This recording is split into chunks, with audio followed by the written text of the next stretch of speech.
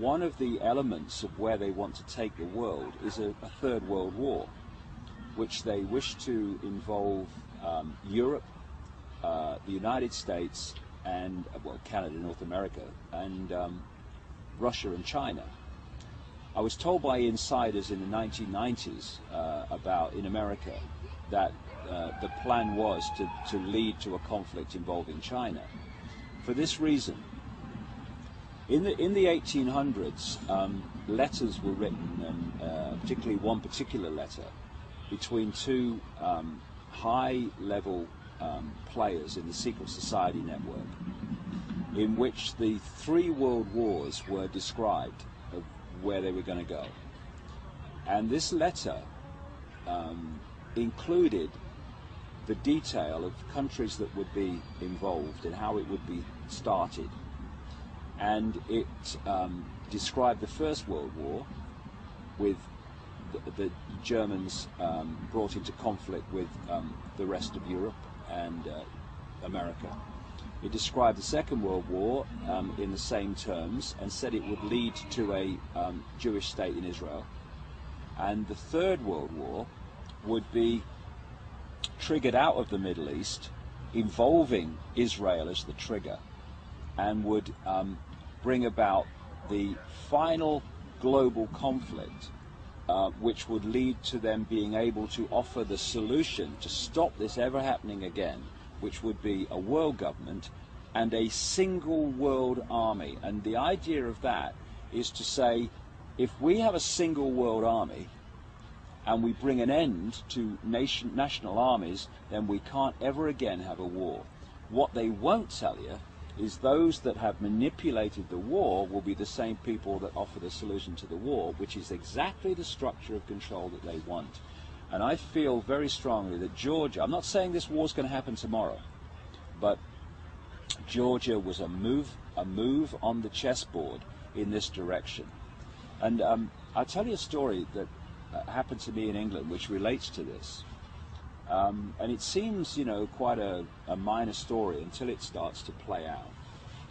Last March 2008, I received a letter from a man in England who is what we call there, or called there, a traffic warden. And his job, they walk along the streets in a uniform, and they give out tickets to cars for illegal parking or whatever. You know, not many people like them for that reason, but they just do that job. And this traffic warden, he'd been a traffic warden for nearly 20 years.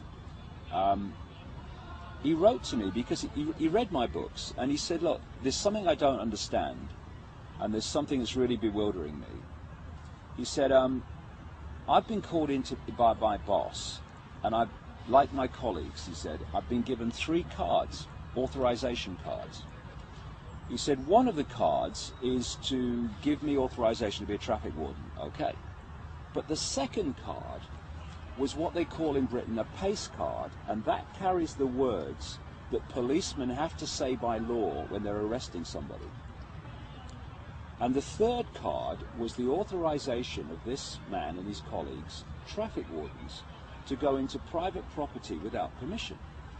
So this man, who's a nice guy, he said to his boss, why do I need the statement you make to arrest people if you're a policeman, and why do I need authorization to go into private property? And his boss said, look, I've been told to give them out, take them home, leave them until further notice. A few days later, him and a few other traffic wardens are outside the police station in this county, this town. And a policeman came out that this traffic warden had known a long time, I hadn't seen for a while. And the policeman came over and made the small talk, and then he pulled his friend aside and said, I want to talk to you. And he said to him 4 or 5 times in this conversation, you must not breathe a word about this. He said, I've got the job, he said, in this county, and there's someone like me in every other county of the United Kingdom, policeman, whose job it is to organize in preparation for a coming war. He said, we're preparing for this war well in advance. And he said, what's expected by the government is that when this war starts, there will be massive civil unrest on the streets of Britain and protest. He said, so what's happening is that when that war starts and the protests start, the civil unrest they're expecting, the military and ourselves, police officers, will be focusing on dealing with the civil unrest. And you, traffic wardens, private security guards and companies, closed-circuit television operators, and all these kind of people will be brought forward to do the jobs that police officers currently do while we're dealing with a civil unrest. Well, he sent me the cards and I saw them to confirm they existed.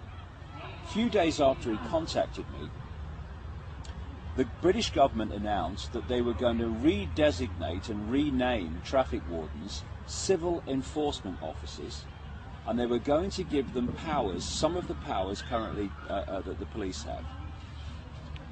10 days ago, all these months later after this happened, 10 days ago, the government in Britain announced that they were introducing a new designation of authority called accredited persons. And these were security guards, private security firms, CCTV operators, etc., who were going to be given accredited person status and given powers that are currently the powers of the police. Now, why I tell this story is that everything that this police officer said was going to happen is happening or has happened. The only thing that remains is the war. And that fits with all these other different pieces of information that suggests that a major conflict is being orchestrated, which is designed to change the face of society. Because there's nothing that changes society faster than a war. And this has been going on way back. One of the examples that I put in my books is the First World War in relation to America. In the 1950s, there was an investigation by a congressional committee called the Reese Committee into what are known in America as tax-exempt foundations. These are organizations funded by the Rockefellers and the major elite families, who then pass the money out in apparently charitable ways, but it's nothing to do with charity. It's to do with funding this agenda while appearing not to be. And one of these organizations that they investigated, and there was a guy called Norman Dodds who was the main investigator, was an organization which is still going in America called the Carnegie Endowment for International Peace. What these investigators found was that this Endowment for International Peace was manipulating war. And they found minutes of meetings of this organization from the period in the early part of the 20th century, in which they were having meetings and discussions and saying, we need to change the face of American society and society in general. What's the most effective way of doing that? Well, it's a war. So we need to get America involved in a war.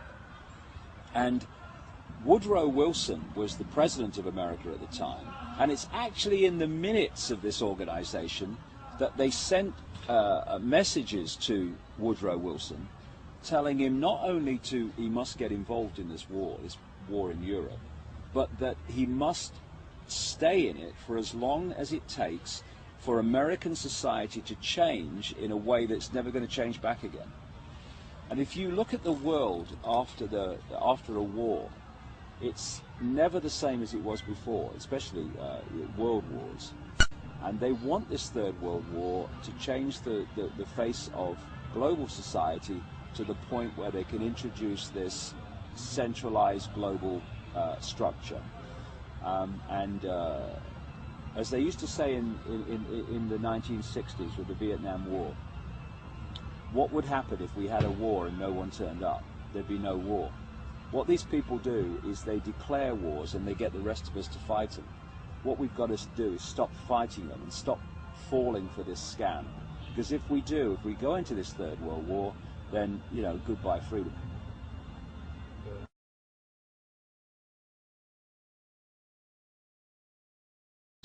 About in America that the plan was to lead to a conflict involving China. For this reason, in the 1800s, letters were written, and particularly one particular letter between two high-level described the First World War, with the Germans brought into conflict with the rest of Europe and America. It described the Second World War in the same terms and said it would lead to a Jewish state in Israel. And the Third War is in the Secret Society network, in which the 3 world wars were described of where they were going to go. And this letter included the detail of countries that would be involved and how it would be started. And one of the elements of where they want to take the world is a Third World War, which they wish to involve Europe, the United States, and well, Canada, North America, and Russia and China. I was told by insiders in the 1990s World War would be triggered out of the Middle East, involving Israel as the trigger, and would bring about the final global conflict, which would lead to them being able to offer the solution to stop